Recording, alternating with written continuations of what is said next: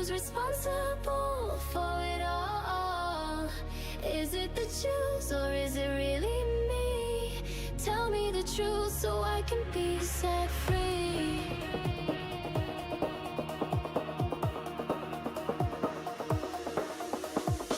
What do you see when staring back at your reflection? Are you proud or ashamed? Do you claim to see perfection? The mirror does not lie, yet you have the wrong answer. You're a liar that demands respect. Such arrogance is cancer. You lie like a Jew to comfort your troubled soul, afraid of taking responsibility, refusing to grow old. You need to wake up, you still think this is a game. Why would anyone fear a child who's afraid of names?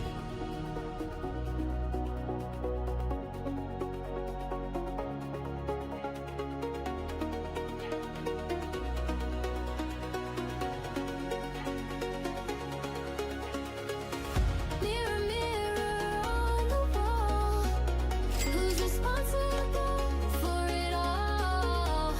Is it the Jews or is it really me? Tell me the truth so I can be set free. Mirror, mirror on the wall, who's responsible for it all? Is it the Jews or is it really me? Tell me the truth so I can be set free.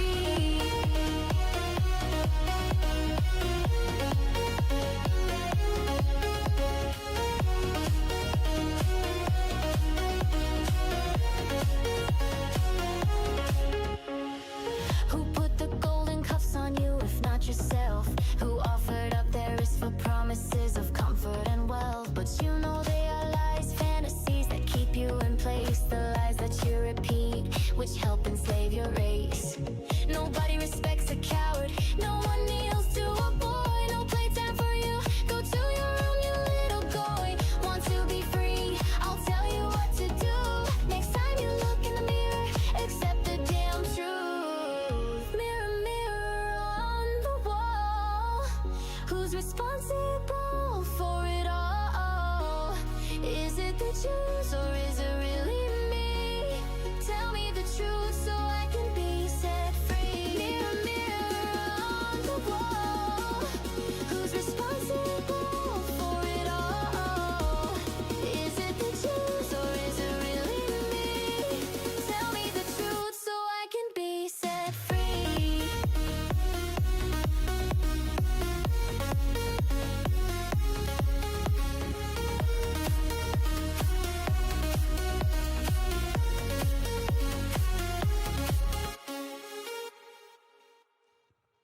All right, and we are live. What's up, guys? Welcome to the stream. Welcome to the stream. Welcome to the stream. Let me fix this. Switching. I got a new lens, guys. So, how does this look? Does it look good, guys? I'm trying to make this look extra, you know, cinematic, if you know what I'm saying. So, all right, let's see here. So we got Fresh and Fit after hours tonight, guys. I think we got Adrian Broner and Dean the Great coming on. It's F1 weekend. So everybody's in town, I guess. You know, it's kind of crazy because every time I see F1, like I always ask myself, like, dude, why are all these chicks here? And then you realize, oh, some dude's paying for it. Oh man, nobody's there to actually talk about racing. Everyone's there to just kind of like, you know, flex that they're there. It's kind of funny. And whenever like women do it, I always laugh because I know damn well that none of these chicks are paying $20K for an F1 ticket, bro. Come on, man. Come on, bro. They're not doing that. So, yeah. So it's not going to be the longest show, guys. It's going to be a bit shorter because we're going to go around 8. So we'll have about a little over 2 hours. Maybe squeeze out maybe 2.5 or whatever, depending on how it goes. But yeah. Didn't sleep too much last night. Had a lot of shit going on. But yeah, basically I was up with my guy TPC Films last night. And as you guys can see, we were like making some improvements to the camera. So like this one is a new lens that I'm using on this one. And then obviously you guys already know this angle here. That's also, and this is a new camera, by the way. This is a Sony FX3 I got with the regular lens. So it's better. I guess what I need to do is maybe I should zoom that bitch in, shouldn't I? Yeah, Chad, I should zoom that in, right?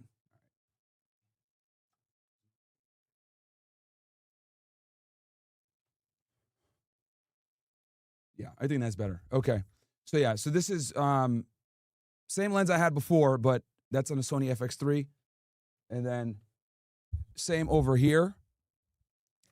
And then obviously we got this angle, which you guys know that I always use. Which this one I'm getting upgraded lens for this one probably today. It's not already here. I ordered a couple days ago. So yeah, man. Yeah, guys, like as you guys could see, that money goes right back into the show, bro. Goes right back into the show. Everything for the most part, you know, whether it's to travel, whatever. If you guys see below MyronGainsX.com, that's my college fund. That's kind of the war chest I'm going to create anytime we have to go to a school. Because what I've realized with some of these schools is they're trying to make it where we have to, you know, like University of California, Riverside, for example, they're telling us, oh, you need to have our security and it costs like $20K. And I was like, what the hell? Like, you know, and they blindsided us with it too. It was complete bullshit. They completely blindsided us. Like first they gave like 10, then they said 15. Now they said, oh, it's 20. And then we reserve the right to, you know, it might go up, right? We're going to invoice you later. So it's like, dude, so fucking stupid. But, you know, it is what it is. You know, people are going to do the bullshit that they do. Hold on one sec, guys. My fucking computer's acting crazy. Every time I do this and I turn on the other monitor. Okay. Bear with me, chat. Sorry about that. Yeah, anytime I open up one of my TVs here, it always gives me like 20 seconds of BS before it finally turns on. Okay. Also, guys, don't forget to get the book, Amazon bestseller, Why Women Deserve Even Less, okay? Amazon bestseller. We were #1 in feminist theory for a while until Chris had to act like a primate. Hello, monkeys. Either way, but we're still out there. We got the paperback back up. We got the hardcover. You can also get it on Kindle. Audible coming soon. Matter of fact, I'll talk with Brett about that when I see him later today. Vattle Falls, thank you so much for the 10 gifted, bro. Appreciate you. And I'm liking Kit, guys. I think it's been officially 2 months that we've been streaming on here for the most part. And I like it a lot better than obviously YouTube, because YouTube blows and they don't respect their creators. I don't know if you guys are on Twitter, but dude, they've been demonetizing people left and right, dude. Because with this whole AI surge, basically, a lot of people are getting flagged for inauthentic content.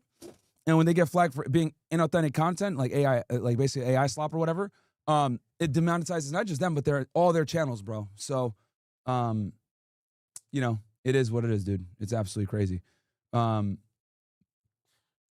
So this is why, dude, if any of you guys want to get on social media, bro, like never trust these mainstream platforms, dude. Like Facebook, Meta, whatever. They can literally ban you for anything, especially if you talk about like politics or anything that like could be potentially divisive, like culture issues and shit like that.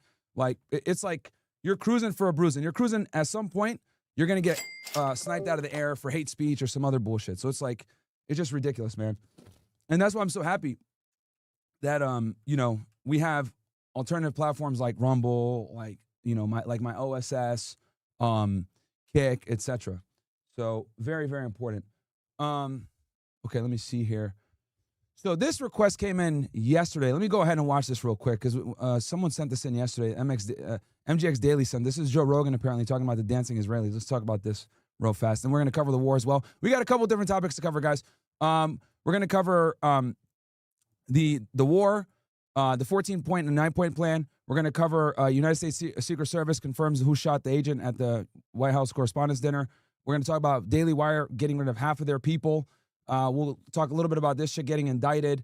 I don't know if we'll have time for this debate, but I might have to react to this one later on. This guy, Brian Shapiro, is a weirdo, you know? And then if you're wondering, yes, he is. Every single time. See, know nothing and only weighs 2,000 pounds. Dancing Jews. Nice. I knew about it on 910. Dancing Israelis. They're not in the Google building. it. Don't Google dancing Israelis, whatever you do.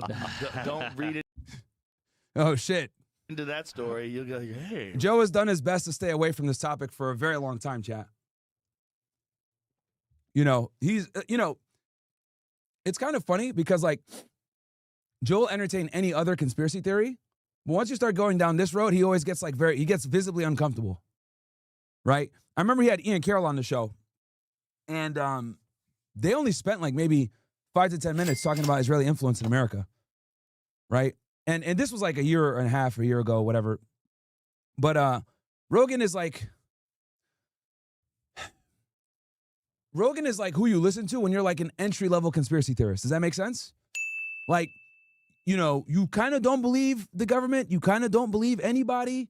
You know, you think something's off, right? Like Joe Rogan is that guy for you, right? Like he kind of dabbles all over the place. He's like, you know, like Algebra 1 is entry level to like Algebra 2, Algebra 3, geometry, calculus, all that shit. Like Joe Rogan is like Algebra 1 to the alternative theory world. You know, that's where I would peg him at. And that's why he's so popular because, you know, he's been able to kind of build an audience on skepticism, right, of official narratives. That's actually when I mentioned it. Yeah, that's precisely how he built his audience. He built his audience on an extremely skeptical civilian based in the United States that doesn't trust the government, doesn't trust the official narratives, and he's been able to kind of, you know, do really well for himself. And you know, there's a reason why he's like the top podcast. But I do think it's interesting that for, you know, the decade plus that he's been on air doing this, that he's never really went down this rabbit hole that much. You know, he'll entertain, did we land on the moon? He'll entertain flat earth. He'll entertain fucking all kinds of, you know, strange theories and topics, right? But once we get into this topic, yep. Do the shut it down, do the shut it down, spin that little hat around and do the shut it down, do the shut it down, do the shut it down, spin that little hat around and do the shut it down.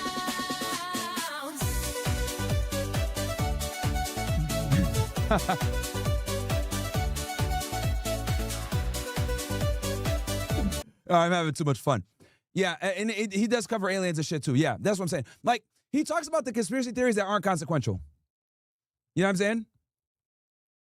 Like flat earth, did we land on the moon? You know, the watered down version of JFK, that it was the CIA, right? Like that's where he really excels. Like these like, you're never going to get banned off YouTube for saying, I think the world's flat, bro. You know what I'm saying? You're never going to get banned off YouTube for that. You're not going to get banned for saying like, oh, it was all a hoax that we landed on the moon. You're not going to get banned for that shit. Those are like, I call that like, that's like normie level, like that's like normie level conspiracy theories. That's like, oh, you're just getting into this, now you're going to talk about the moon landing and shit. So, you know, it is what it is. But it's interesting to hear him talk about this because he's avoided this topic for so fucking long. I mean, do we have any like average Joe Rogan listeners in here? Maybe I'm wrong. Maybe he's talked about this topic a bit more since the war. But anytime I've ever seen it come across his show, he kind of like engages with it maybe a little bit and he switches the topic right away.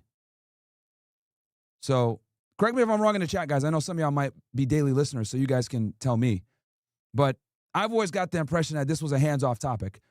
Vada Falls, thank you for the 10 gifted, and Mr. Fernand as well. Thank you so much. And we got TPC in the chat right now, by the way. Yo, TPC, what up, bro?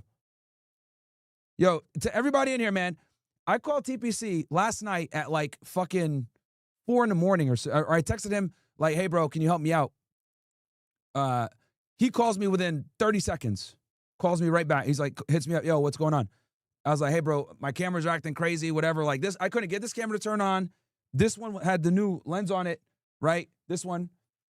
And then this one had like the coloring all fucked up.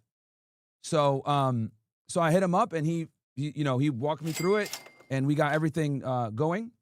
Then I actually told him, hey, when we're live, let me know if you want me to adjust anything since you're actually watching the show. But guys, I highly recommend, if you're in the Central Florida area, okay, like the Orlando greater area, reach out to TPC if you need a videographer.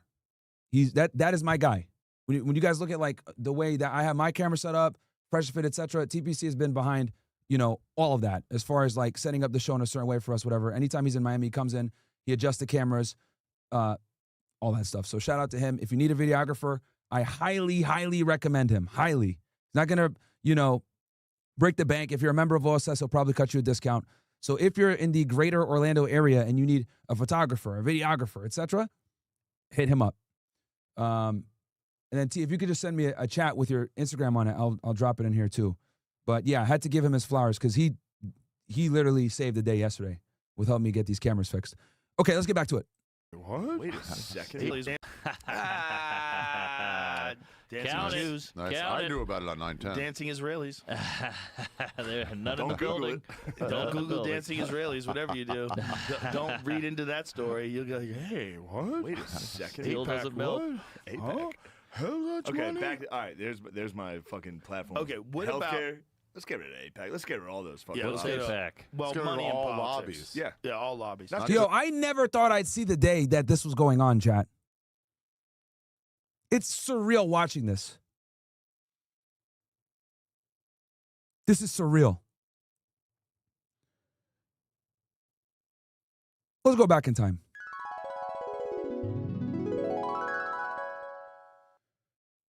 The year is 2023. And I discovered a guy named Ryan Dawson. Shout out to Sneeko, put me in touch with him. And I had Ryan Dawson on my show back in 2023. And we talked about 9/11. It was like a 3 or 4 part series, right? Really good, by the way. If you guys want to ever watch it, go check it out. I think it's on our Rumble on Fresh and Fit. It was a multi-part series on 9/11. We went over everything. The official narrative, what really went down, who the players were, etc. Probably one of the most comprehensive podcasts that we've done, right? On a very taboo topic. And I remember vividly that when I brought Ryan on, he wouldn't even say the J word. He wouldn't even say Zionism. He wouldn't even say Israel. He wouldn't say anything. We had to be so careful. We used to hit the sound effect, bro. Remember those days, chat? Remember those days? You hit the sound effect or you would hit the bell, right? I remember back when 90% of Americans didn't even know what Zionism was. They couldn't even point Israel on a map. They had no idea what Palestine was, Gaza, none of that shit. Our foreign policy, APAC, nobody knew any of this shit. It was like a very secluded and small community of people that were like aware, but since censorship was still so strong, you couldn't talk about that topic without getting banned. For those of you that don't know, the former head of YouTube was a woman named Susan Wojcicki, okay? If you're wondering, yes, she is. And a Zionist before she passed away. But she was the head of YouTube, and she made it her mission to ban anyone that ever talked about this topic. And for a very long time, like, if you even mentioned the occupation, you showed images of bulldozers destroying Palestinian homes in the West Bank or any of that stuff. Like, it was one of the fastest ways to get your YouTube channel nuked. Because since this was such a restricted topic, right? If you broke the barrier and talked about it, you were immediately going to have a target on your back. Now it's safe to talk about it because obviously the genocide and everything else like that, everyone's kind of turning against Israel. But before October 7th, guys, if you talked about this topic, you would get single, this is how it goes. You do a video, you platform someone like maybe Nick, or you talk about, this topic. Media Matters going to write a hit piece on you. SPLC writes a hit piece on you. The ADL writes a hit piece on you. They write directly to YouTube and say, hey, are you aware that this individual's on your platform monetized talking about XYZ topic? And back then, the platforms had an enormous amount of pressure to follow and or take the suggestions of Media Matters and all these other organizations. So instead of them like siding with the creator, they would always side with these organizations and just like get you banned or demonetize you or whatever else like that. And this was the status quo for a very long time, chat. You know, we were some of the first, we were the first big podcast with over 1 million subscribers on YouTube to openly talk about this subject before it was safe. Right? Talking about the dancing Israelis and, Mossad and what went down on 9/11 and the connections and everything else like that. We were the first big podcast to cover that shit and bring on a lot of these guests that you guys are now familiar with. Obviously, it got us sniped. They got us demonetized, which we're still, demonetized now almost 3 years later. We got demonetized in August of 2023. Right? But yeah, it's just surreal. Like where it used to be, you couldn't even say the word to I turn on fucking Joe Rogan, and these guys are talking about dancing Israelis. This is so nuts to me, chat. And the only way you would have the only way you'd have so much appreciation for this is if, like, you understood how taboo this topic was from a creator perspective, at least. Insane, dude. Insane. Yeah, someone says your 9/11 video, Ryan Dawson, years ago was my first red pill on this topic. Exactly. Yo, give me a 7 in the chat if I red pilled you guys on this topic. Give me a 7 if I red pill y'all on this topic. Whether it was Old Fresh and Fit or some other shit, whatever. Yeah. Damn. Well, it's my honor, chat. It is my honor. That brings a smile to my face. Tears of joy. But yeah, as you guys can see, there's a cost to doing that shit that we're still paying for to this day, by the way. Let's get back to it. But yeah, it's surreal to see them talking about this topic. Just the ones that are convenient You now. need a muscle car. Oh, If you don't jeez. want to get that, how about a new muscle car? How about Bro spent like 10 seconds on the dancing Israelis and just moved on to muscle cars. a Shelby? You don't want to get that? Not Not just just a the- backpack. Let's go. Okay, back. All right. Wait a second. Steel doesn't melt. There are none in the Don't Google building. Nice. Count I it. knew Pounds.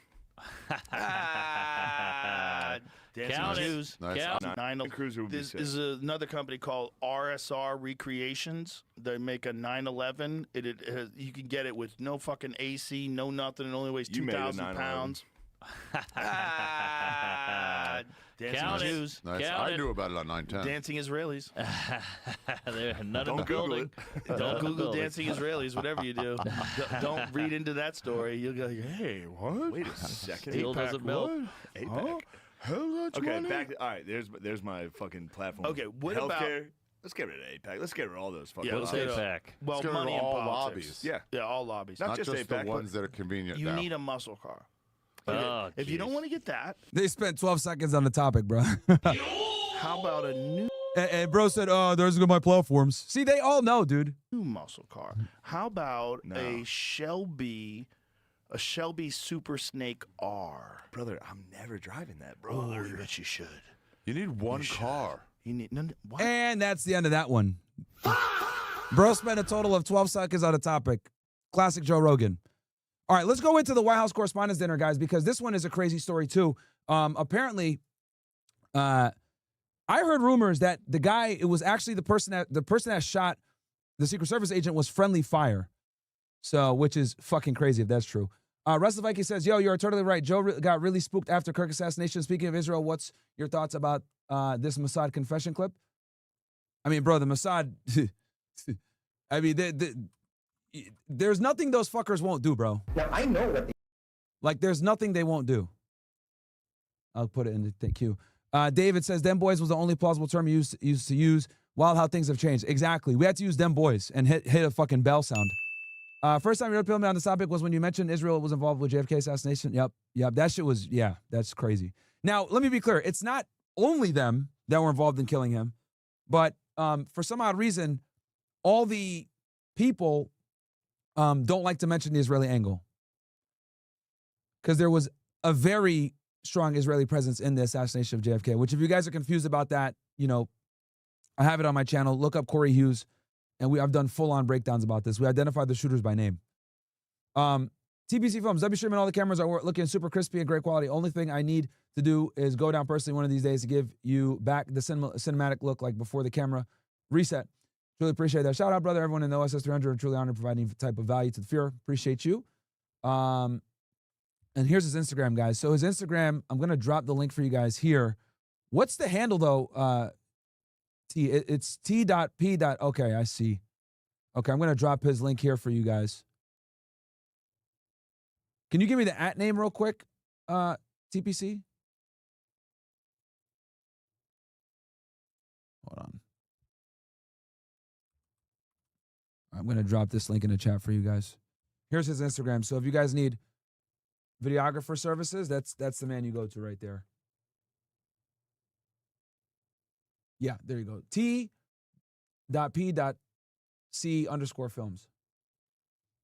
So,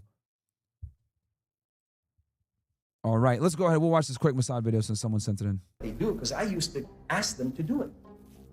I mean, when I was in the Mossad, and we had a guy that gave us problems in the U.S., and he was speaking out, and he was talking like Pete talked once and said, Israel is bombing Lebanon with cluster bombs. We used to say, hey, who's that guy? You know, Pete Makaki, we used to call him, which is Pete the cockroach. Because he makes a lot of noise and you can't get rid of him.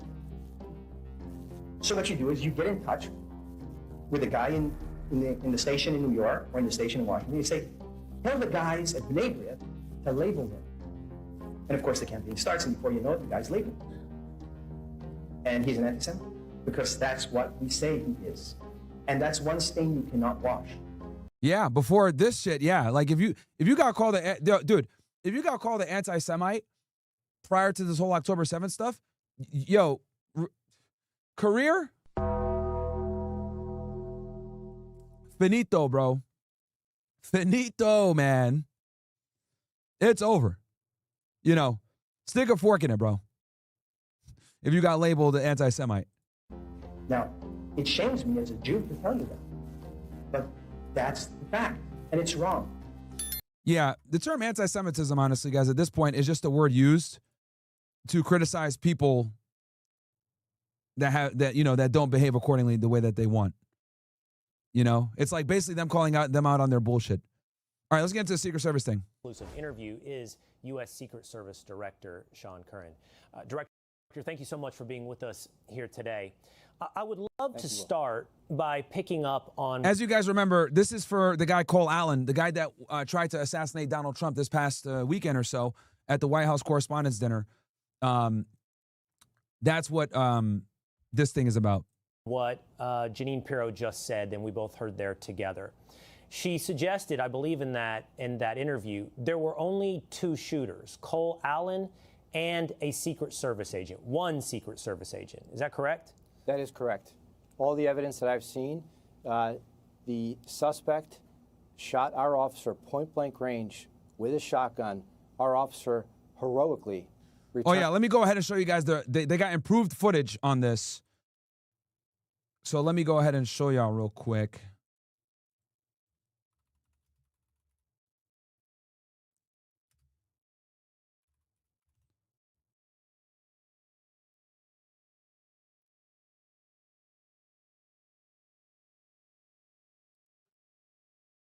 All right, so this is the video that came out, chat, by the way. Updated. You can see here he is. Bro goes into the gym. Yeah, you can already tell that this nigga's marbles aren't all the way there. You could already tell bro's us. Look at that look. Like what?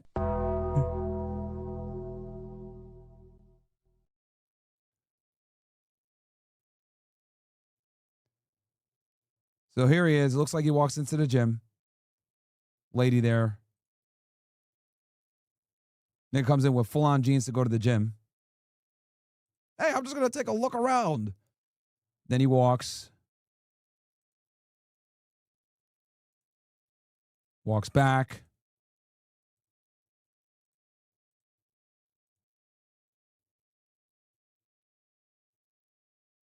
This thing doesn't have audio, by the way, Chad. CCTV. I think he's going to come in a... Yeah, so now he has a trench coat. There he is. Or a pea coat or whatever.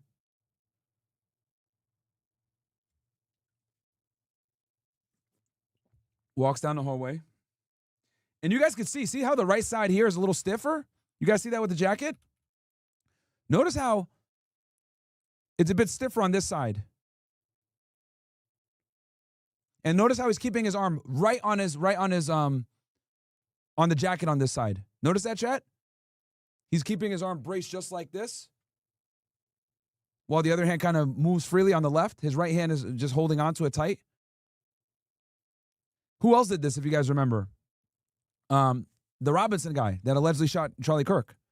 He also was walking awkwardly and holding one side. And most people are right-hand shooters, so this makes sense. See how stiff the jacket is on this side where this one flows? This one doesn't move as much on the right-hand side. He probably has it like tucked in one of the jackets or whatever and holding it tight to his body. So here's the screening area. So you guys can see this guy's a special agent with Secret Service because he's obviously wearing a suit. These guys are more than likely Secret Service uniform division.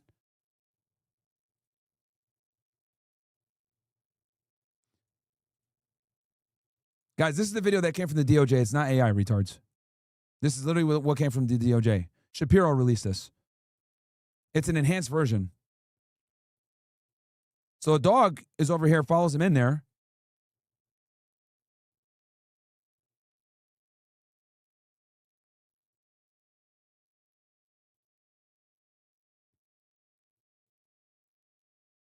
And then he just comes right out. Bro runs. Here he is. Here he comes. So everyone's like, what the fuck? So the dog guy handler notices right away. Bro points the gun. This guy, quick draw.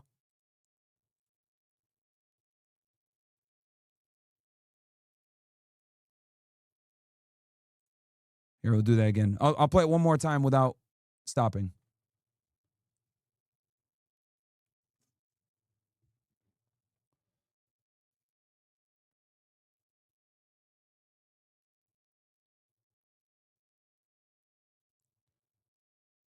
Dude is fucking crazy, bro. Like, what the hell did he think was going to happen? Like, bruh. That's why he wrote that manifesto. Yeah, see, so he goes in there. Then reemerges, comes out, points the gun up, boom. I'm not sure if the gun actually went off here. Looks like he fired a shot.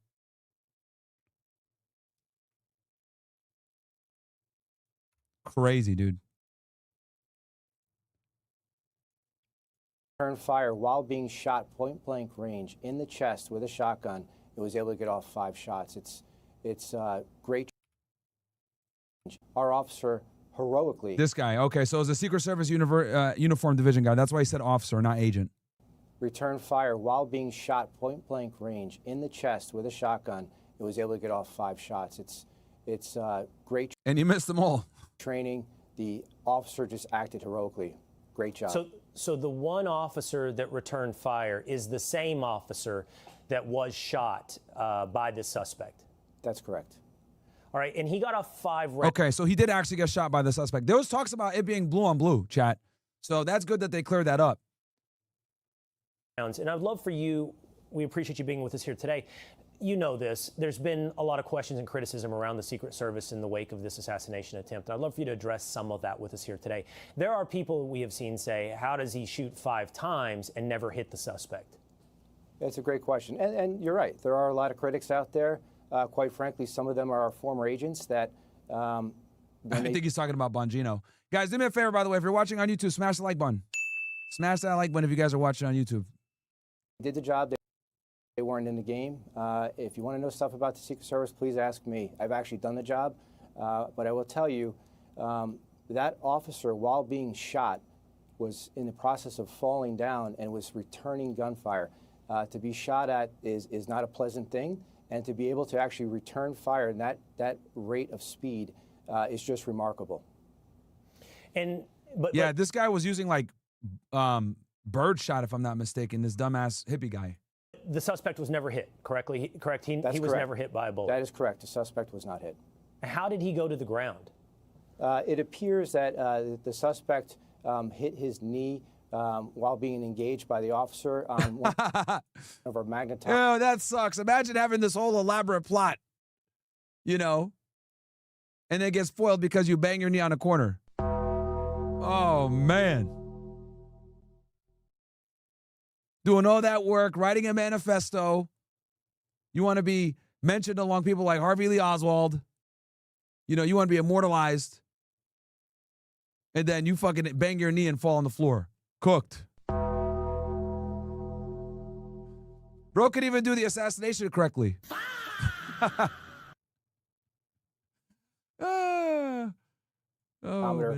Boxes and began to fall to. That's crazy, bro. Oh, my knee.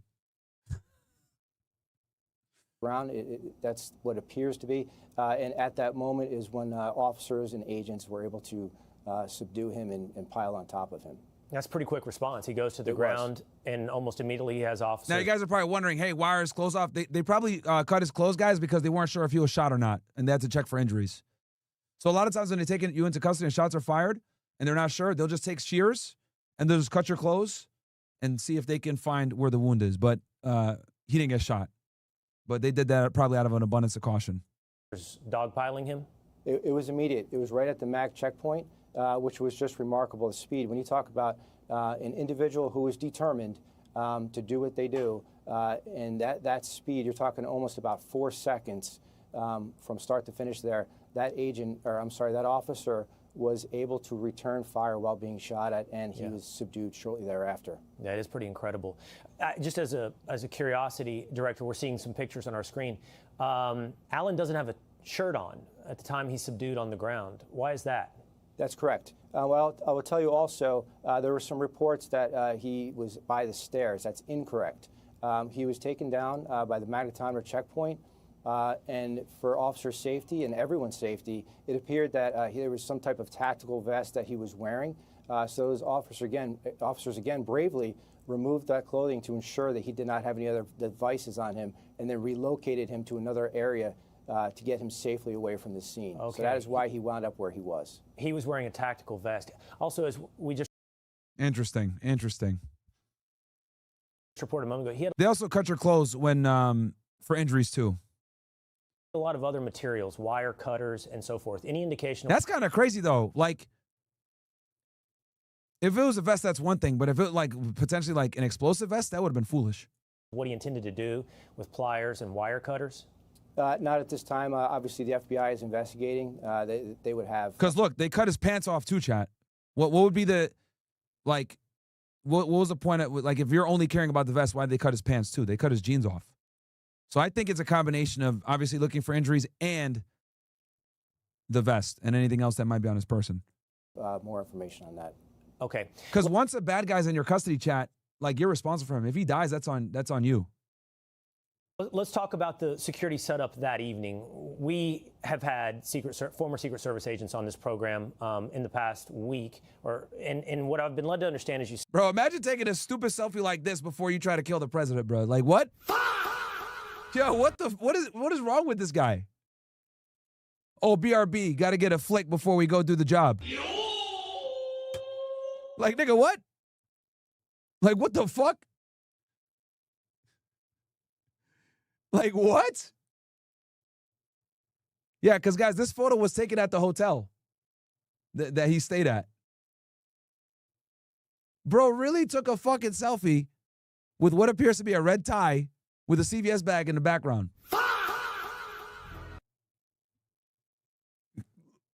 Like, what? What? Yo, I could only imagine. Fucking FBI agents are going through his phone. FBI, open up! Niggas open up the phone. They think they're going to find a manifesto or whatever. They click photos and just like 100 pictures of this stupid ass nigga fucking taking selfies. Yeah. He's over here at the fucking Washington Monument taking a picture in the back. Yeah. You know, he's at the Lincoln Memorial posing.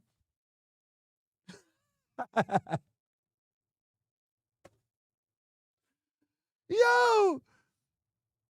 You know? Bro's in the Capitol building.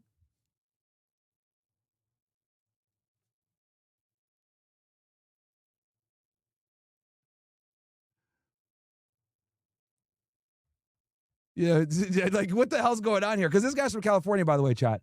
He's not from D.C. Bro came from across country to do this. And he got there like a day or two early, by the way, chat. He got there earlier. So bro probably took like a whole tourism thing. I said, all right. Obviously, I'm here to do a job, but before I do that job, let me have a little bit of fun.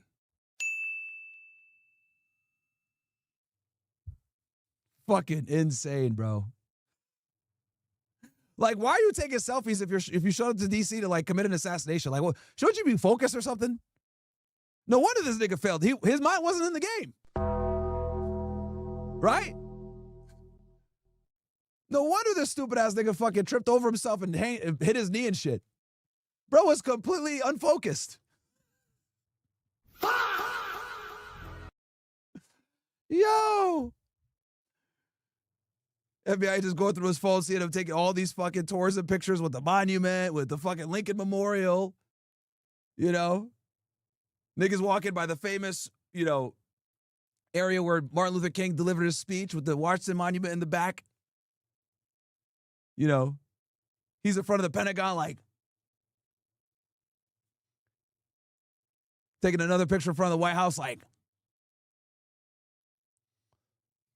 crazy, bro. Crazy.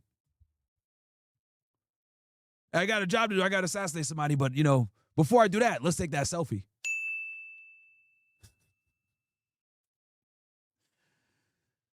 Ah, man, what a time to be alive, bro. What a fucking time to be alive. Set up concentric circles around the Assassins are taking selfies before they go do the job, bro. It's fucking crazy. And look, niggas wearing the same red tie, bro. Look, bro has the same fit on. That's how you know this nigga retarded. Yo, he has the same fit on, man.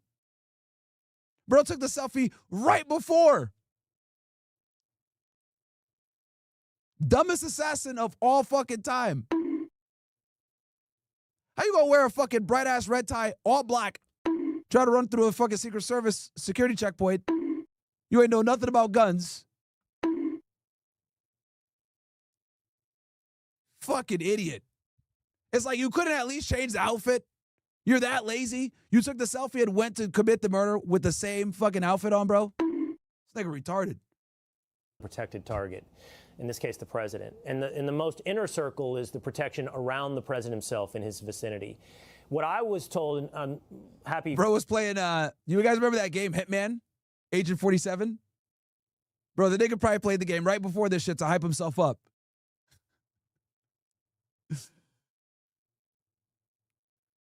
Bro drew inspiration from the video game. For you to be here to correct us if any of this is wrong, is the middle circle is the magnetometers. There is another one outside the building that sort of vets and keeps protesters away. And I think there's a lot of questions about where those magnetometers are in relationship to the president and the ballroom. Yeah, I can just imagine this nigga in the fucking hotel room just hyping himself up. You know, he's playing fucking Xbox, right? He's playing Hitman. Nigga got some music to pump himself up.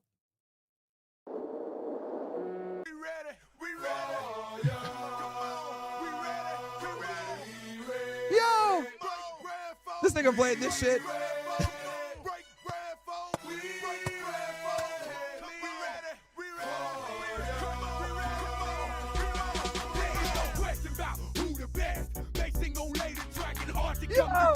Yo, I guarantee you this stupid ass nigga was sitting in the fucking hotel taking selfies with this shit in the background, bro.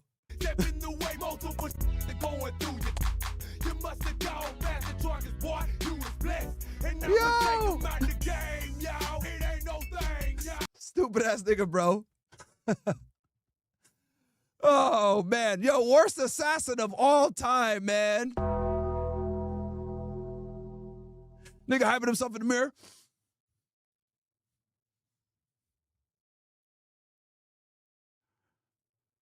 And how far away, and was this man capable of getting too close? That, again, great question. And some of those agents, I know who they are, probably haven't been operational in about 25 years. A lot of things have changed since then. What I will tell you is that magnetometer checkpoint is the outer perimeter. What they're referring to on the outside is a vehicle checkpoint. Very different, and they're not aware of the distance. They're also not aware of why we set those magnetometers up in that place. We do a study. We do blast analysis. And from start to finish, you're talking almost 355 feet. Also, guys, TPC Films, I'm dropping his Instagram for you guys here. So make sure to show him some love. It's at t.p.c_films, TPC Films. I dropped it in the chat. Go check him out, guys. If you're in the Orlando area and you guys need a videographer, he's the guy that did all my cameras. So if you guys like the crispiness of these cameras, you got one man to thank right here, and it is our guy, TPC. He made all these things nice and crispy. He's going to come down later and, like, you know, finalize it. But he's the brains behind the production. Magnetometer to podium, that's almost 120 yards. That's a long distance to get to. So 120 yards from the magnetometers, did you say to the stage where the president sat? Well, there's also you're talking two separate floors. So you're Right. talking the terrace level is above where the ballroom was, and there's 3 terrain features in between. So from the magnetometers, you have some hallway, and then you have to ascend one set of stairs to a platform, to another set of stairs, down, around, to a double set of doors that would lead you into that ballroom. That's a long way to go. And I would presume, Director, that along the way, were he able to get further than he did, he would still be encountering other agents along the way? And that's where our multi-layer approach comes in. We have officers and agents in between. We have a rifle team and other assets that we wouldn't get into on air, but that's all that's in between, and then other protective details and multiple guns in between. Okay. And for those of you that are wondering, guys, yeah, he did get charged federally. They charged him with attempted assassination of a U.S. president and possession of firearms in the commission of a crime of violence. Then let's address the hotel. There's been a lot of conversations about the fact that he was checked into the hotel, and that gave him a unique proximity. Yeah, taking selfies beforehand. To the president. Is that the case? People have talked about whether or not this should. Yeah, and in his manifesto, guys, he admitted that he came in early, and he talked about how the Secret Service security was so garbage. He mentioned all this in his manifesto. Be at the ballroom, but tell me what kind of security complication the hotel made for you at the Secret Service. Well, I'll tell you, it's 2 separate sites. So you have a ballroom, and then you have a hotel, and in between you have a breezeway and a hallway. So it's 2 separate sites, and you have to traverse through, which is why we do what we do. We do analysis. We have teams that go out and do an advance, and we treated it like 2 separate sites. Okay, do I understand this correctly? He took a hotel elevator down out of his room into what I presume was a hotel lobby, and then was capable of making himself capable of moving from that hotel lobby into the terrace area where the magnetometers are set up. Is that, and so he or any other hotel guest could have made their way from the hotel lobby into the terrace area, but at that point they would have encountered magnetometers? Well, he actually descended the stairs, and he moved into a long hallway, still separated by a double set of doors, which is once you pass through that double set of doors is when you enter into the area where you have the magnetometer set up, and that's where he broke into a full sprint. Right into a full sprint when he comes through those double doors, right? Yes. When he was just short of making it to the magnetometers? Yes. Okay. I'm curious, one last thing on this, Director. When you look at the entirety of it, I believe that President Trump has said this. I know that Vice President J.D. Vance has said this. What we saw on Saturday night was success. When you look at how this unfolded from your perspective, was this a success? Could it have been done better? Yes. Well, you just brought up President Trump. I just would like to take a moment to thank him. I know he doesn't like the spotlight sometimes, but what I will tell you is he took a moment to call our officer that was shot, and as always, a class act, and very grateful that he took the time to do that. Now to your question. The site was set up perfectly. I will tell you, I would not change the site again. And yeah, I think the site was set up perfectly. Yeah. You bring up President Trump, Director.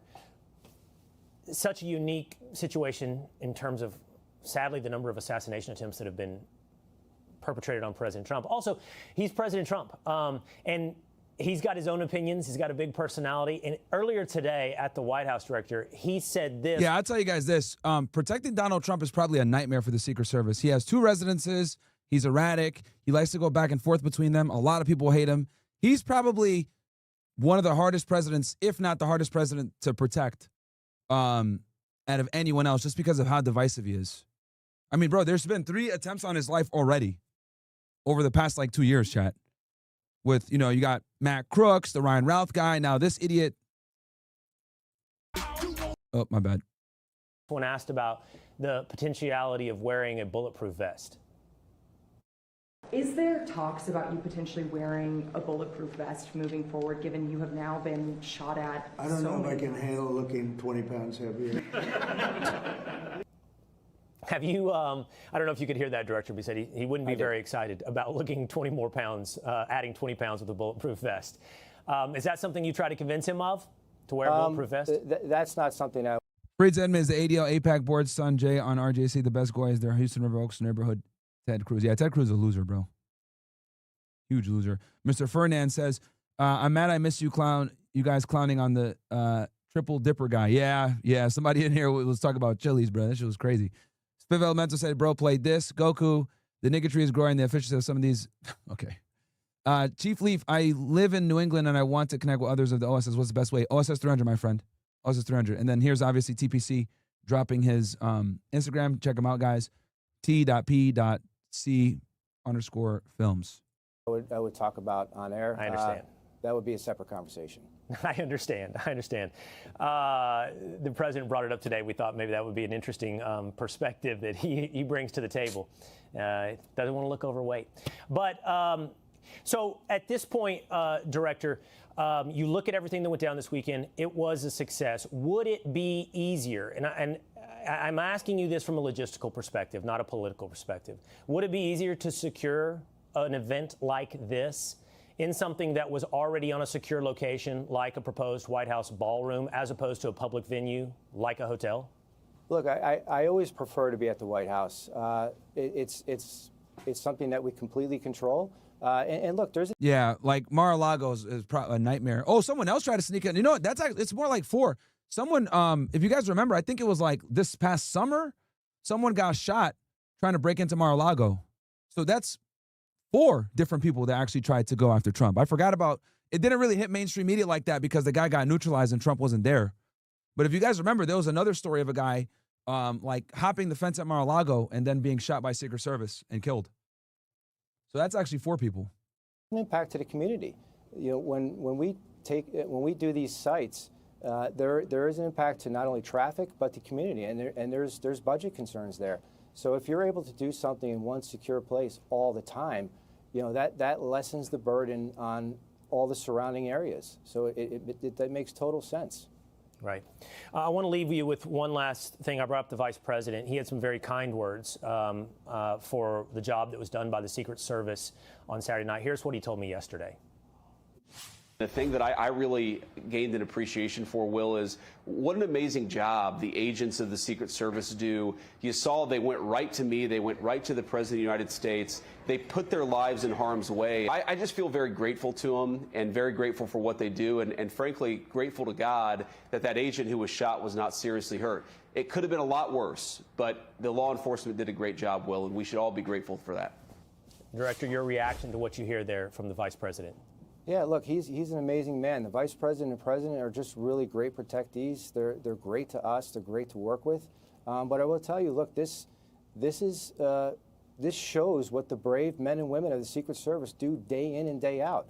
It's an amazing job that they do every day. Usually goes unnoticed, and it's a hard job. It's a hard job on everyone's life, their personal lives, and yet they still show up.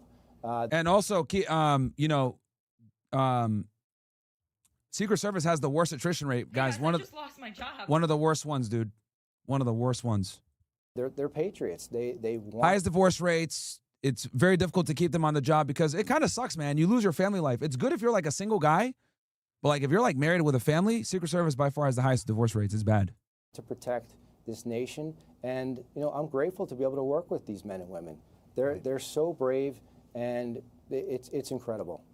Well, Director Curran, we appreciate your service from Butler to today, and thank you for giving us this time today to understand some of the insight and logistics behind what happened on Saturday night. Thank you, well, Director thank Curran. you for the time. Look forward to seeing you. All right. Let's go ahead. This I didn't get a chance to talk about this, but let's talk about this, guys. This is the DoorDash girl getting indicted, okay? A couple of you guys asked me about this. Long story short, this chick like violated this fucking dude when she was delivering food. Typical fucking Karen, entitled as hell. Give me one sec, guys. Let me get a little bit of caffeine so we can cook.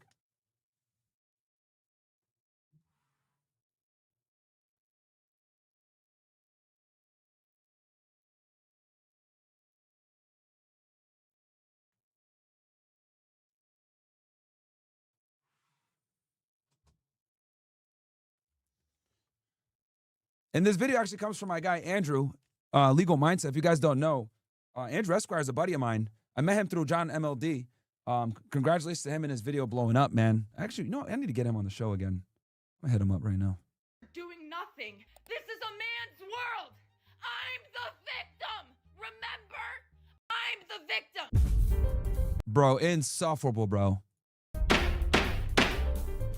Olivia Henderson, aka DoorDash Girl, is absolutely finished after her criminal indictment has come down, and now she's going to have some major legal consequences. We're going to talk about that today on The Legal Mindset. We teach you to be your own judge. I'm Andrew Esquire, American attorney. This is a Fast Facts video, the quick and dirty version of the latest in legal news. So for those that may have missed it, this is our defendant here today, Olivia Henderson. She is the DoorDash Girl, and she became quite famous when she entered she essentially pushed open the door on a house that she was delivering DoorDash to, and she saw a man inside that was half naked. Now he was passed out from alcohol consumption, as the facts will later go.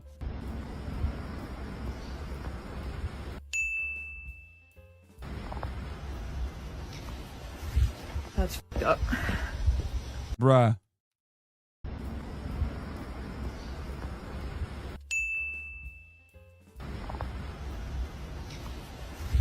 That's f***ed up.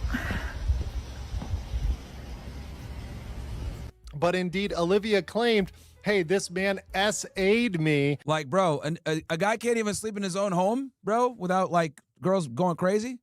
Everything is about me, me, me. Yo, this Me Too shit is getting out of control. I dropped the video earlier today on Clavicular, and I know a lot of you guys are like, yo, why are you defending him? Bro, it doesn't matter what your personal opinion on Clavicular is, okay? They got a bunch of retards in the comments complaining, yo, why are you defending Clavicular? Bro, because he's getting Me Too'd. This can literally happen to anybody. You know what I'm saying? Like, what is wrong? People are so slow. Here's the video that I was talking about. As he commented online. Here's the video. I was reacting to this yesterday on OSS. That's obviously clean it up. But, yeah, I got idiots and some people in the chat like, oh, bro, why are you defending this? It's like, bro, anyone can get hit with a Me Too. I don't care what your personal opinion on Clav is. I really don't care. The bottom line is that women can do this shit to you and fuck your life up. That's the issue. That's what everyone is forgetting. Right? Especially when I showed a bunch of receipts in this video of like her saying that, you know, when he injected her, it was fun. He's really cool. You know, on one end they hooked up and then not after. And keep in mind, guys, Clavicular was like, I think when he met her, he was like 18. Like, they're not far in age. So the purpose of me reacting to this was that, like, we live in a Me Too society where, you know, they could bring a lawsuit against you, try to destroy your life and your image with little to no consequence if they're found to be lying. Right? And this guy was out here essaying me, and therefore the police need to come. Everybody needs to pay me. I need to be, you know, I'm the victim here. She's claiming to be victim. I'm the victim! Bruh. Remember, I'm the victim! Well, despite her Me Too-esque claims, it in fact was her who ended up getting in criminal trouble because of this. So Miss Henderson here, Olivia Henderson, was arrested after recording and posting images of the man on TikTok. So she took those images, took those video, posted on TikTok. It got all around, right? People were able to see the man, see his house. In the original video, his house number was visible. So you had all of that visible, exposing his location, his person. You know, what a dumbass. And you know, here's something that you guys need to know. All right. Why would she do something so stupid? Right? I know some of you guys are probably like, yo, this girl's stupid. Why would she do such a thing? Let me tell you guys why she did that and thought it was appropriate to post on TikTok.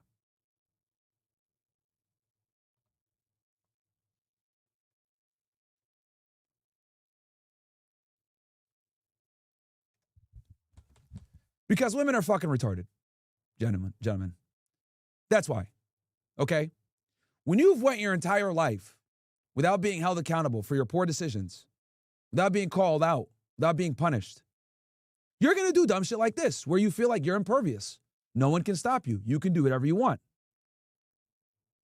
The fact that she thought it was appropriate to film someone as they're asleep in their own home and then post it to fucking TikTok, right? It's one thing if she recorded and sent it to the group chat of her friends. That's one thing. But to post it on TikTok reveals what I've been telling you guys now for the better part of pretty much 6 years, which is simply this. Women think they're better than you. Since they think that they're better than you, they don't look at you as an equal. They look at you as a dumb man that is a stain on society and not worthy. And this is one of my more controversial takes because everyone's like, oh, that's misogynistic, Myron. No, it's absolutely true. The majority of women do not like the majority of men. And actually, there was a study that came out not too long ago. Bitch-ass Chris Williamson posted on his Twitter, and I talked about it, where a significant amount, like over 50% of women, have very unfavorable appreciation towards men or thoughts of men in general. Whereas for men overwhelmingly had a higher perception of women than the women thought of the men. So this confirms what I've been telling you guys for years that I already knew, that most women don't respect most men. Now we can actually point to a study that demonstrates what I've been saying for years and talking about my books. Get in stores, by the way. Amazon bestseller. Women deserve even less. Shameless plug. But for you guys to understand, right, why the fuck is she over here recording herself when someone's naked and she left the thing and thought it would be appropriate to post on TikTok, is because we live in a gynocentric society. When you live in a gynocentric social order, right, women could do no wrong. Think about it, guys. Every other day, I'm seeing some new fucking chick that's a teacher sleeping with minors. Is it me, or have we just noticed that there's been a lot more female teachers getting caught for smashing students?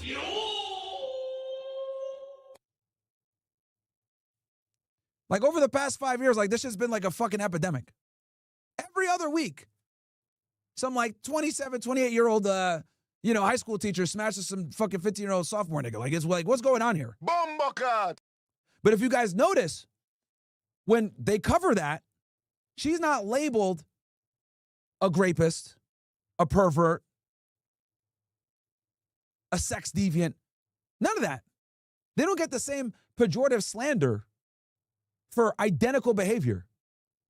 And that is a microcosm of the bigger issue that I'm talking about. When I say women don't get held accountable for their actions, this woman behaving like this on TikTok and recording a guy asleep in a vulnerable position in his own fucking home, this goes to show the environment that we're in. The fact that she posted it on TikTok and thought that she was the victim and that she wouldn't face any consequences for this goes to show how spoiled, rotten modern women are. Because let's go ahead and reverse the fucking scenario. Let's reverse the scenario. Let's say she was a male. If a male went up to the house to deliver the food, right, and a woman was passed out there on her couch, right, with barely any clothes on, and he recorded and said, look at this. This girl is disgusting. She's such a perv. Bruh, that nigga would have been arrested by yesterday. FBI, open up! Okay? He would have got, his DoorDash account would get nuked within an hour. Cops would be hitting his fucking door. FBI, open up! Local police and FBI would go after him. Even though the FBI has no jurisdiction here, niggas would go after him anyway. Just for the clout. Like, this would be like a media spectacle if a male did this. But we know better. Right? Men kind of innately understand that the criminal justice system and society in general holds us to a way higher burden or a way higher standard than women. Right? It's the same exact concept where if a woman gets pulled over by a cop, she's less likely to get a ticket than a man is. Right? Assuming she's respectful and everything else like that. So women absolutely do have a degree of pretty privilege that they're able to leverage and utilize to their own benefit. And this has been going on forever. So this girl doing this stupid shit is the culmination of decades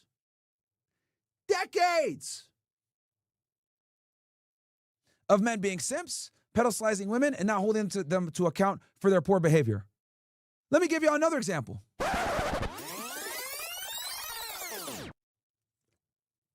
We cooking tonight, boyos. Let's go back in time. Johnny Depp. If you guys recall, Johnny Depp was in a huge lawsuit with Amber Heard. Amber Heard made horrible accusations against Johnny Depp. He was a sexual deviant. He raped her. He treated her poorly. There was violence. She had all these stories about Johnny Depp being an abusive partner. But Johnny Depp intelligently recorded his interactions with her. And those interactions that he recorded saved his ass. Because they were able to show the Uno fucking reverse. When we heard those recordings and she was put on the stand and she was confronted with the conflicting evidence, she got absolutely torched. And to this day, I think she's still, you know, I don't know if she's still acting or whatever. I know it was a little bit harder for her to get gigs or whatever. But the point that I'm trying to make is that the only reason she brought that civil case against him, while knowing in the back of her mind that she was the fucking antagonizer, once again, is more proof to what I've been telling you. Women think they're on fucking God mode. Okay? They truly do think that they're on God mode.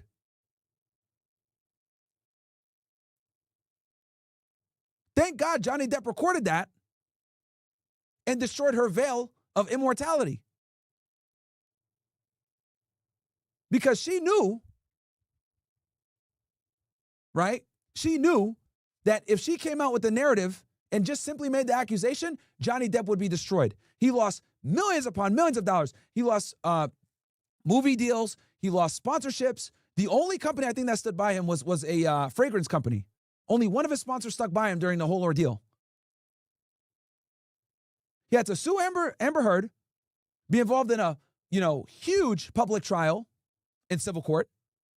It probably cost him millions of dollars to fight this and get lawyers. And I don't even know if Amber Heard paid him back yet or paid the damages that she created. But clearly this wasn't about the money. It was about repairing his image. But the damage was already done because, unfortunately, once you get accused, a lot of times people don't follow up to see if you beat the case. They just assume, oh, aren't you the guy that did X, Y, Z? And this is the society that we're in. So fuck this delivery dash girl or whatever the hell it is. We have a way bigger problem afoot. And it is the gynocentric, and the problem is a gynocentric social order that doesn't hold women to account, that is reinforced by male power for the benefit and to the detriment, for the benefit of women to the detriment of men. And there is preferential treatment in this regard in almost every sector of American society, whether it's the legal system, it's the court of public opinion, it's social media, it's in the workplace. We always defer to the female side and the female story and tend to believe them first, unless the man can provide a ridiculous amount of counter evidence. Another example, if you guys remember, famous YouTuber, guy's name is Jack Denmo. Okay? Jack Denmo. For those of you that are unaware, he was a YouTuber that was very prominent a couple of years ago, doing like interviews and, doing a whole bunch of different stuff, street interviews and party videos, all this other shit. Like he was kind of like a street interview / Nelk like hybrid. A girl that watched his content met with him and showed up at his house and they had sex. She went ahead, right? Because I think he had like asked to record a part of it. Something got recorded. There was a dispute, blah, blah, blah, some other shit. But what's important is simply this. Jack said that the sex was consensual. She alleges it wasn't. Now, here's the kicker. If you guys watch this video, he was able to get some of the transcripts from her talking with her therapist. And basically, her and her therapist conspired, whether advertently or inadvertently, to label her as the victim. And this was a big part of putting the battery in her back to go after him. Look it up. It's a crazy story, guys. Jack Denmo did a thing debunking the thing and, debunking the claims and everything. And guess what? He got found guilty and he's in jail right now, chat, in Canada.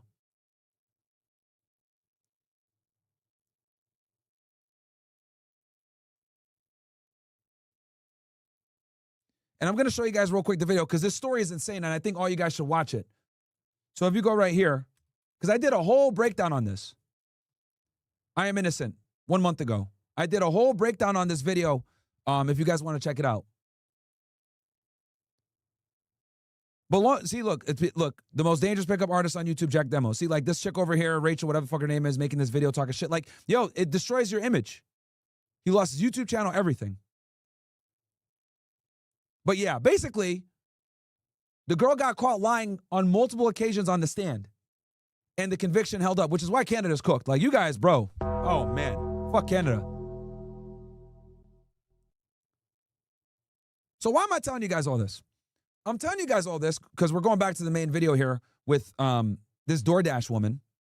I'm telling you guys all this to provide receipts and proof that we have a big problem in society.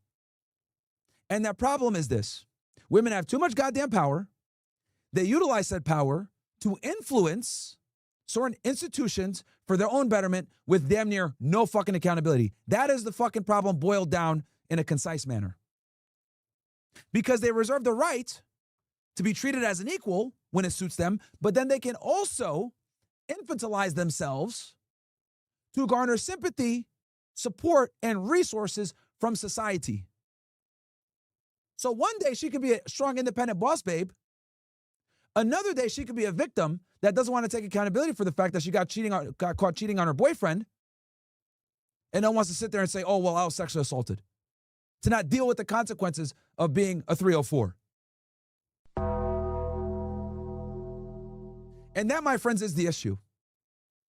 It's an incredibly wild double standard that many women utilize to their advantage that destroys the lives of men. And not enough people are talking about it. Not enough people are talking about it. This Me Too situation is a huge fucking problem. Huge. It's just that men don't like to come public about this because it could be seen as embarrassing. Did you guys know that when there's one party, right, in domestic violence cases, when there's one party assaulting the other, it's almost always the female to the male? Did you guys know that? Most domestic violence cases are bilateral. They're both beating the crap out of each other, right? But if there's a situation where there's only one aggressor, most of the time it's actually the woman that's attacking the guy. Feminists obviously don't want you guys to know that. But I mean, it makes sense. Lesbians by far have the most domestic violence and the highest divorce rates, whereas gay couples have the lowest divorce rates and no violence. Would you look at that? Bomba. And this comes back to what I was saying. Men understand that there's consequences to your behavior. Men understand no one's going to come to save us. Men understand that there's always a threat of violence, and when there's a threat of violence, there could be a potential threat of death. Since women are coddled in modern day society and almost are never held accountable for their actions, whether physically or legally or whatever it is, they do dumb shit like this. Men understand the concept of violence and that you might not come back from it. So we reserve it for a last case scenario. Versus for women, they don't have a proper grasp on violence because they just don't. Right? When you're throwing a punch with your fucking thumb inside like a retard, like some of these women, you clearly don't have a proper concept of violence. This is why homosexual men have the lowest domestic violence situations versus lesbian couples have the highest.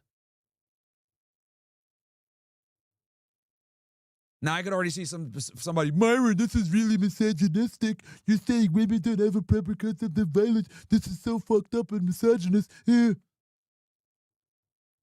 Shut the fuck up. I'm correct. Why? Because no revolution was ever led by women, bro, okay? There's a reason why niggas had to lead every revolution, okay? Women cannot defend their beliefs via violence.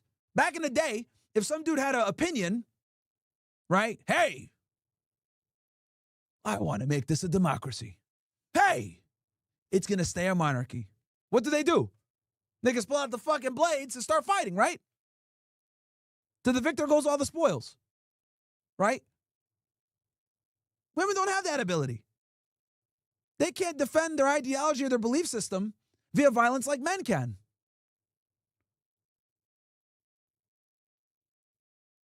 So since they can't do this, they don't have a proper concept of violence. And not having a proper concept of violence leads to said violence.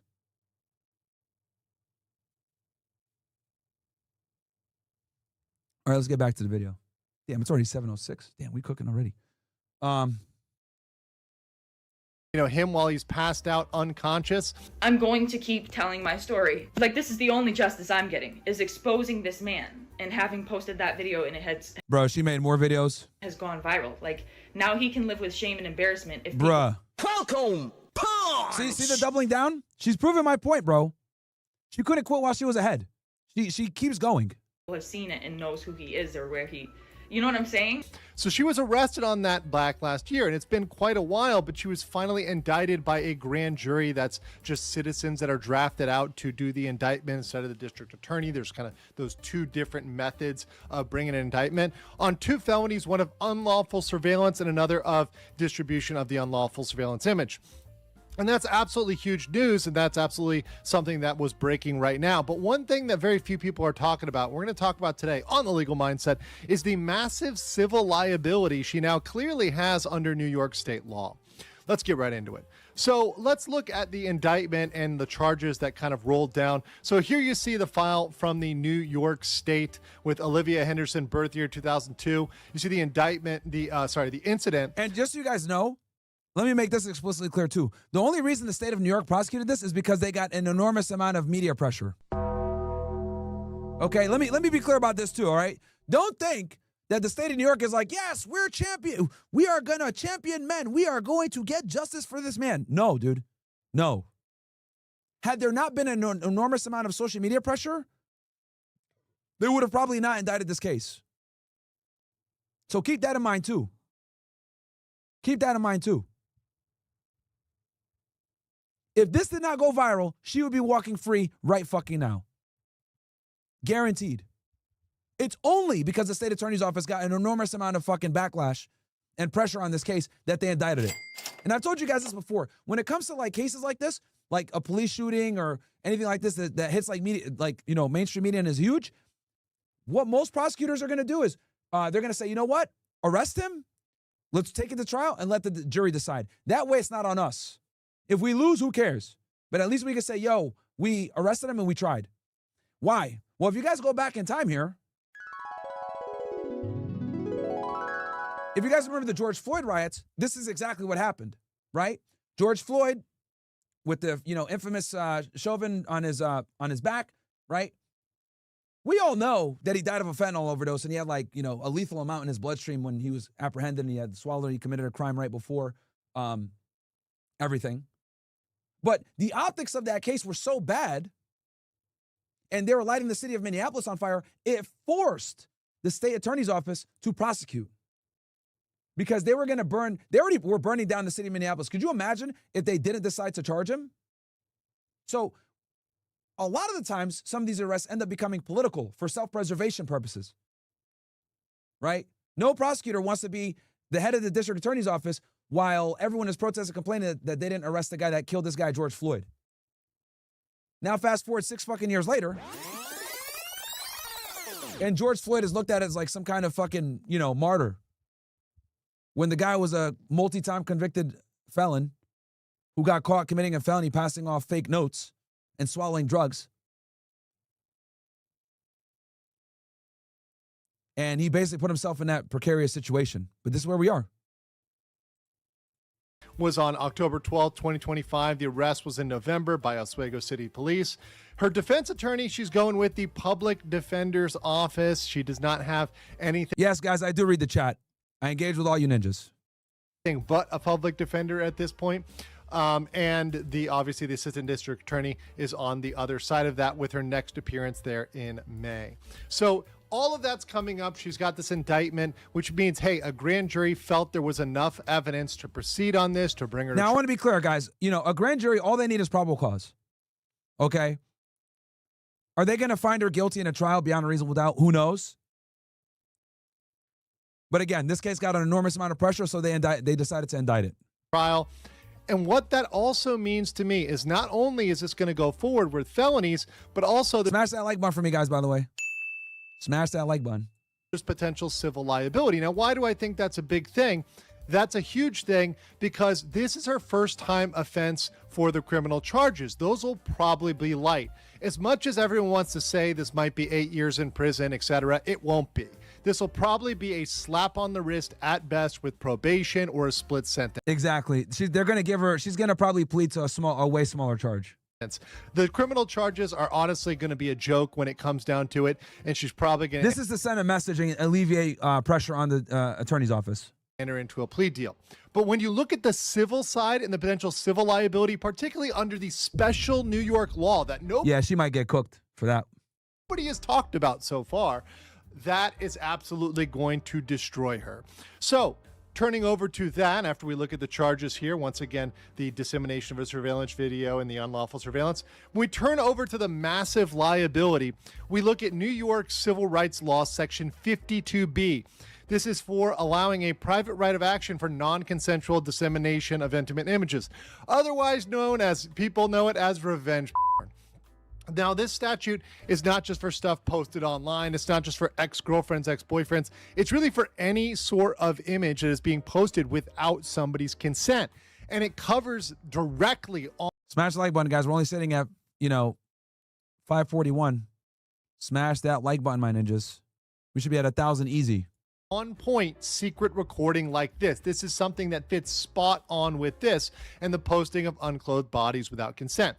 And mind you, this situation, it's very interesting because of the genders and people not coming to think of this. But if the genders had been flipped here, if that had been a woman inside and a male DoorDash driver. Exactly. Certainly, I think people would have thought about this civil liability right away, but I think perhaps people thought, okay, because it's a man and there's SA thrown out, there's this kind of Me Too-esque allegation, we're not going to think about this. But this is very, very direct and very, very on point.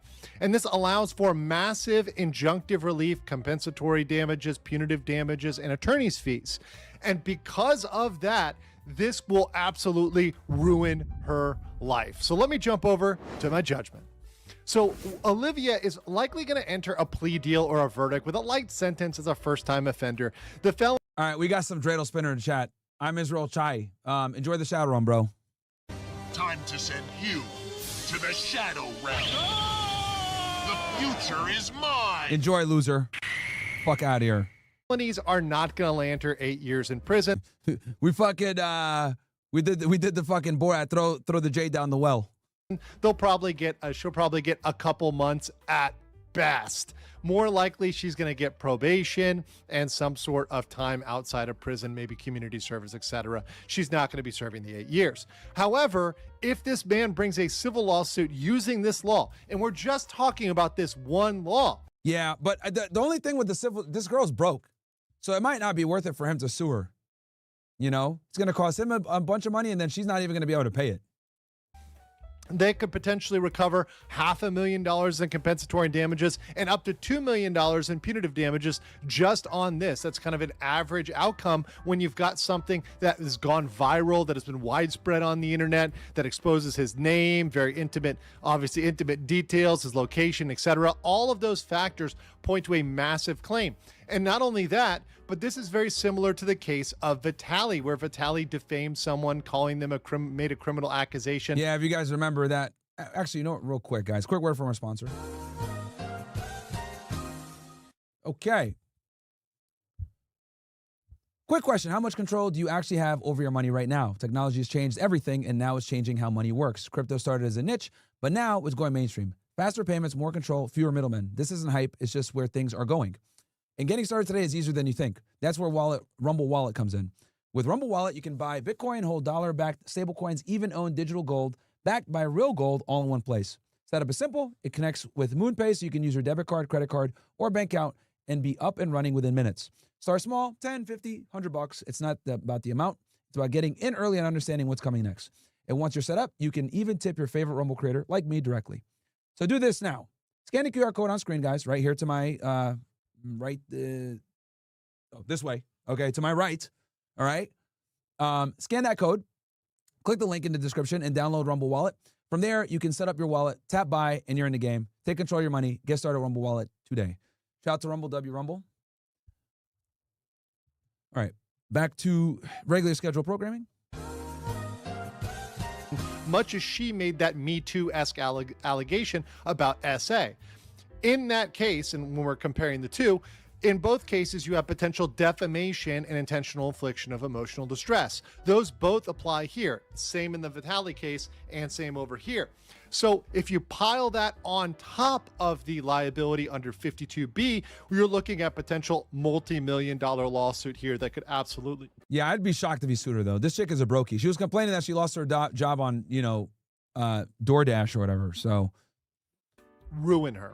So I think, in my conclusion, that she absolutely deserves the maximum punishment, and this is something that needs to happen so that copycats don't try to do the same thing or try to post this information online. Yeah, I agree. You definitely got to send these Karens a fucking, you got to deter them, man. It should be absolutely discouraged. But I want to know what you guys think in the comments below, and I will catch you on the next one. Make sure you... Okay, also, I wanted to get to this the other day, and I didn't get a chance to get to it, so let me show y'all real quick. Our good friend, Hasan Piker, a.k.a. Hasan Liker, because bro's always taking L's to some degree. Let me find it here. Him and some cronies were talking smack. Give me 1 second and just see if I can find this thing. Here we go. So here's a clip of Hasan on with Ebro and Rosenberg. Yes, you heard that right.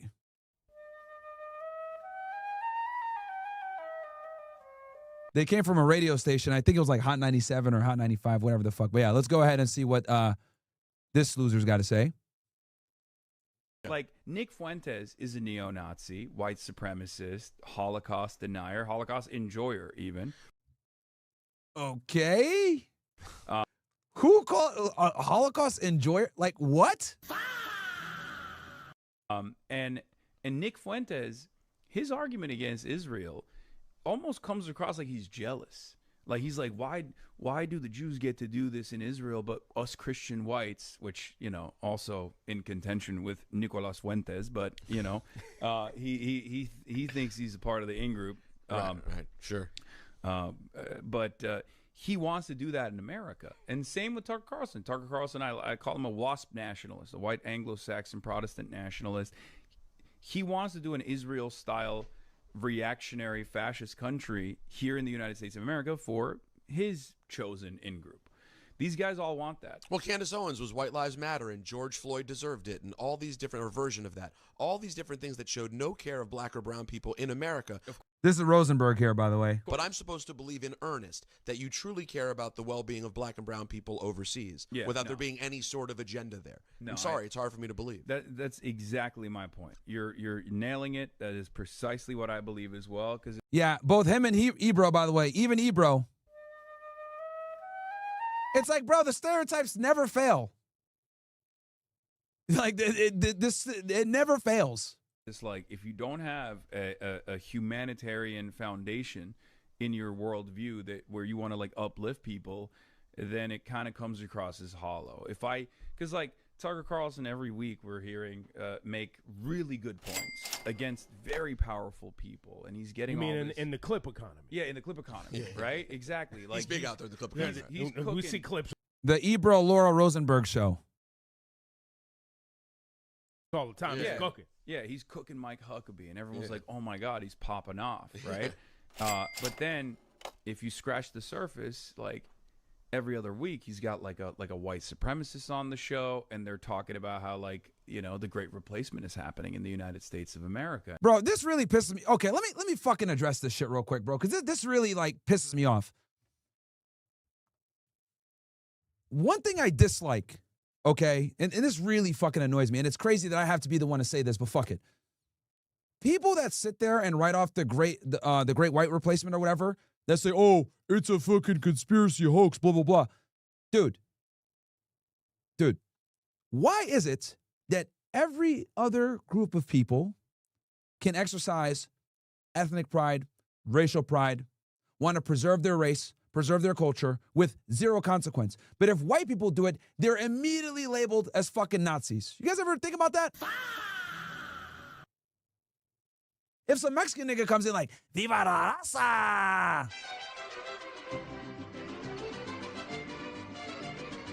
If fucking Muhammad comes in, if fucking Apu comes in, thank you, come again. Right? If Ling Ling comes in, I want to keep nation China hold it. We don't marry foreigners. Like, why is it that every other group of people can openly practice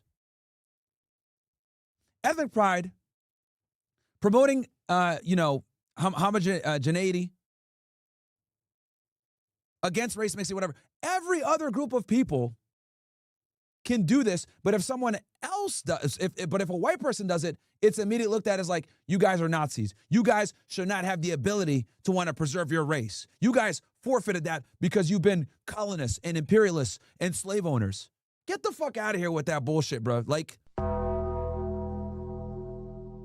I hate when people do that shit, man. It's like, you want equality. You want the ability to do what you want. Fair. So who the fuck are you to get mad at white people for saying, look, I want a white wife because I want to preserve the white race? White people can't even say that, bro. Then you got dumbass Dr.Umar Johnson.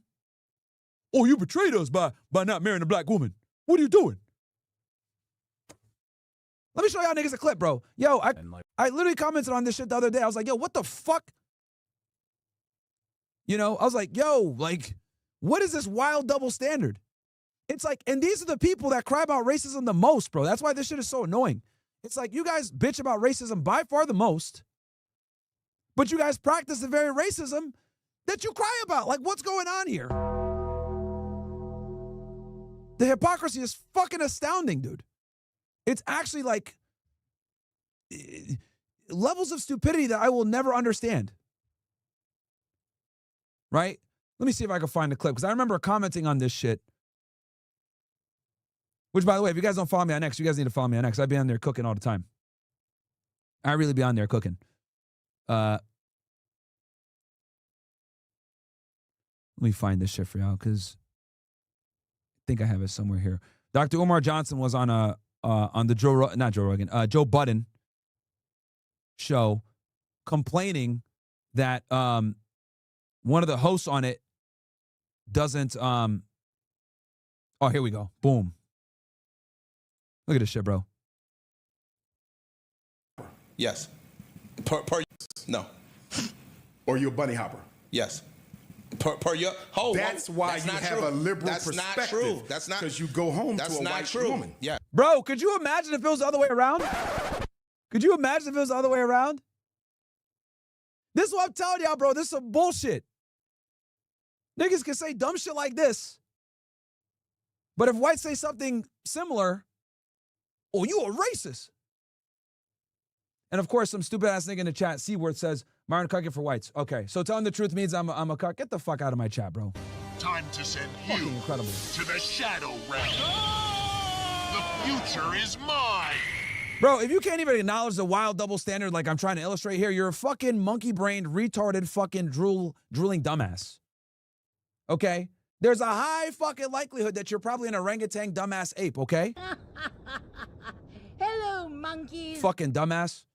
How much y'all niggas want to bet he's fucking black and his name is Aquarius? Stupid fuck. Mark, cooking for the white people. Shut the fuck up, Tyrone. Shut the fuck up. You Donkey Kong fucking retard. You Kool-Aid fucking assassin. Fried chicken connoisseur. Enjoy the watermelon realm, motherfucker. Holy shit, bro. Like every other day, I gotta bear some dumbass fucking ape. Hello, monkeys. Or some dreidel spinning fucking retard. Like, bruh. See, and this is why nobody speaks up, because stupid niggas like this guy say, oh, look, you're cooking. Nigga, I'm telling the truth, retard. It's a wild fucking double standard that's ridiculous. Blacks are some of the biggest complainers of systemic racism. Yet they practice the same racism they condemn every fucking day. Like, look at this guy, Umar Johnson. He's over here trying to go at this fucking guy for being with a white girl, bro. Only blacks get away with shit like this, and it's ridiculous. But I'm the fucking weirdo for calling this wild double standard out. Yes, but that's not true. I felt this way before I met my white girlfriend. So help me understand how you could be so passionate about the black. I'm passionate. I'm an objective thinker. I don't. If something makes sense. So you have no loyalty to the black community. No, I do have. I probably employ more blacks than you. Okay, so help me understand that you employ more blacks than me, but you go home to a white woman. Why you don't have a black woman? Because I. Bro, what kind of logic is this? Bomba. Like, what are we doing here? What the fuck are we doing here? Now, I'm showing you guys this, though, to let you guys understand that this type of racism is completely open and allowed in society. That's why I'm showing you on this clip. Dr.Umar Johnson isn't banned off of fucking YouTube and shit. He's going on Hot 97, he's going on mainstream talk shows, etc. He's going everywhere with this rhetoric. But someone like a Jared Taylor he would never get interviewed. You know what I'm saying? Anyway, let's back to dumbass Hasan. Tucker Carlson, I call him a WASP nationalist, a white Anglo-Saxon Protestant nationalist. And guys, we're going to cover the war and Daily Wire losing 50% of its employees next. We're going to do it on OSS, so I'll rack this, and we're going to switch to OSS, guys. He wants to do an Israel. It's only $1. Use the code LYouTube. Jump in now while you guys can. Israel-style reactionary fascist country here in the United States of America for his chosen in-group. These guys all want that. Well, Candace Owens was White Lives Matter, and George Floyd deserved it, and all these different, or version of that, all these different things. Bro, nobody said George Floyd deserved it. What people are saying is that the way that the cause of death that everyone is trying to run with is not the real one. It's bullshit. Things that showed no care of black or brown people in America, but I'm supposed to believe in earnest that you truly care about the well-being of black and brown people overseas, without there being any sort of agenda there. See, race politics is so retarded, bro. Like, dude, if you're putting so much stake, you know, into like this topic like this, it's like, okay, bro, all right, man. No, I'm sorry, it's hard for me to believe. That's exactly my point. You're nailing it. That is precisely what I believe as well. Because it's like, if you don't have a people say all the time, Myron, you're racist. You're right. I hate everybody equally. I hate all y'all niggas, man. Okay? My biggest enemy is stupidity. That's what I hate the most, bro. Oh, man. Oh, don't even get me started. Fat niggas and stupid people. Bro. humanitarian foundation in your world. Yo, don't let me get in power, man. Don't let me ever get in power, bro. All you niggas that got 90 IQ and sub, you guys are cooked, bro. You guys are fucking cooked. Worldview that where you want to like uplift people, then it kind of comes across as hollow. Because like Tucker Carlson every week we're hearing make really good points against very powerful people, and he's getting. You mean all this, in the clip economy? Yeah, in the clip economy, right? Exactly. Like he's big out there in the clip economy. He's we see clips all the time. Yeah, he's cooking. Yeah, he's cooking Mike Huckabee, and everyone's like, "Oh my God, he's popping off!" Right? But then, if you scratch the surface, like every other week, he's got like a white supremacist on the show, and they're talking about how like the Great Replacement is happening in the United States of America, and like we got to put an end to it. We got to make sure that he had Fuentes on the show, right? Yeah, he has had Fuentes on the show. Now he says he had Fuentes on the show so he could oppose Nick Fuentes' worldview, right? That's his argument for it, but he didn't really offer a lot of pushback to Nick Fuentes on a lot of these key issues. He's had other Holocaust revisionist historians on the show. He plays fast and loose with that stuff on purpose. And so does Candace. Does the well, same thing. no, Candace doesn't play fast and loose. She's just fast. She's just all the way. It's Myron Gaines, who we know loves the Holocaust. She has him on platforms.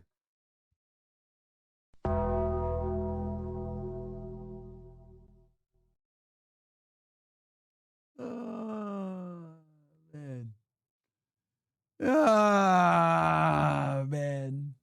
Stuff on. Bro, niggas really be mad, bro. Was it my hoodie? What got them mad? Purpose. And so does Candace.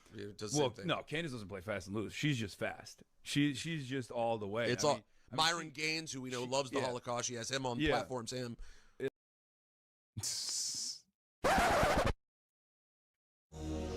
Oh no. I pissed off the Jews. What am I gonna do now? I don't want to lose everything. Someone, please help me.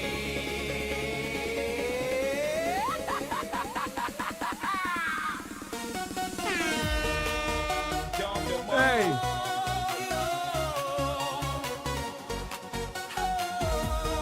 That's my name. Don't wear it out, man.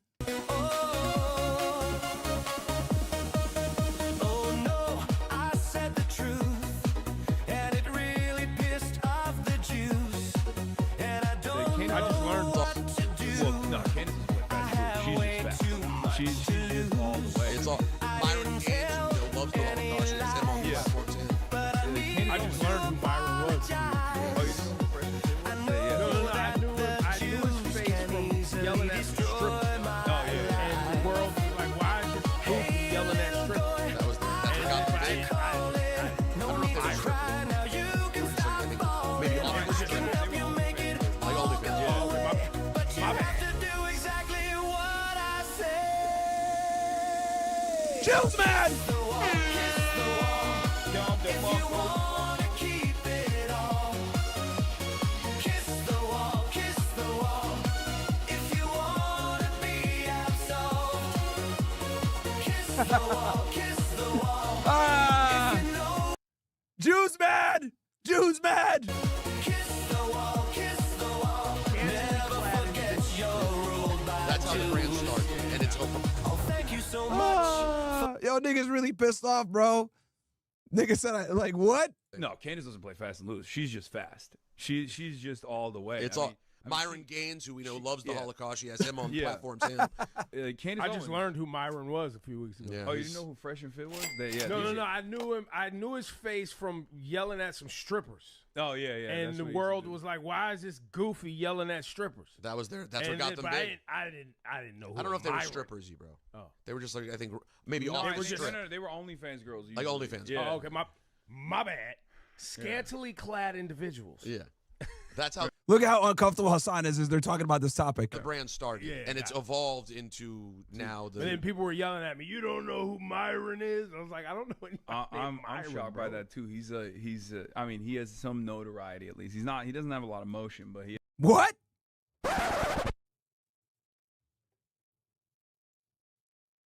I find it interesting when people like Hasan say shit like this.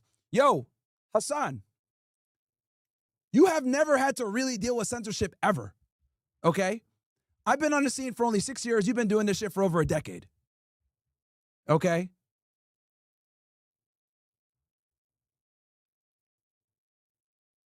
And I am definitely more, I would argue, I'm probably more internationally popular than him because he focuses on American politics only, pretty much. He covers some foreign policy and shit like that. But dude, your fans all have fucking black fingernails. Socialist retards.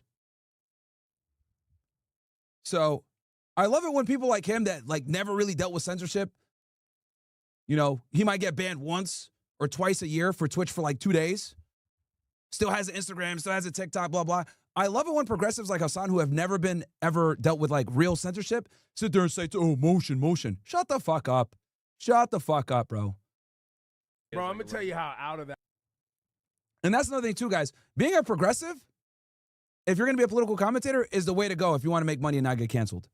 Hence why this guy has never been really canceled. They try, but since it's progressive, it doesn't matter. Algo I am. Yeah. It took Charlie Kirk getting murdered, okay? And the Yankees at Yankee Stadium doing a moment of silence. And I kind of find it funny how he says, oh, Myron has no motion. Let's see here. Hasan? I think the woman that you voted for, what's her name? Kamala Harris, right? Let's see here. No motion. Let's see.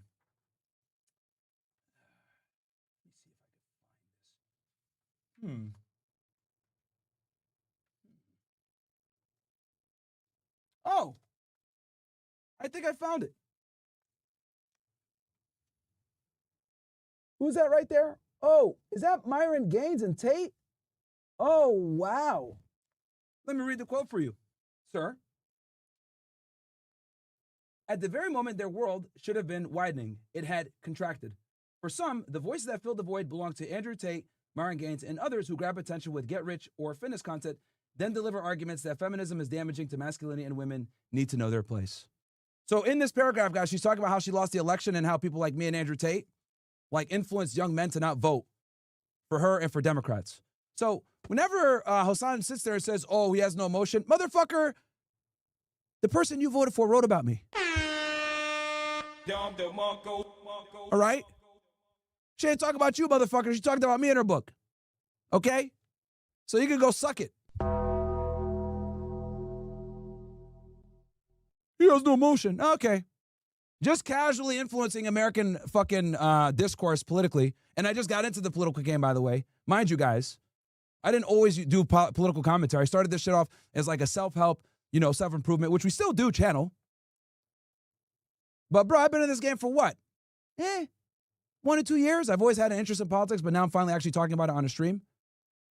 And I still came in and fucking kept your fucking female out of the White House and put her ass back in the kitchen, okay? Welcome, punch! For me to understand how big Charlie Kirk was. But and that was after he died.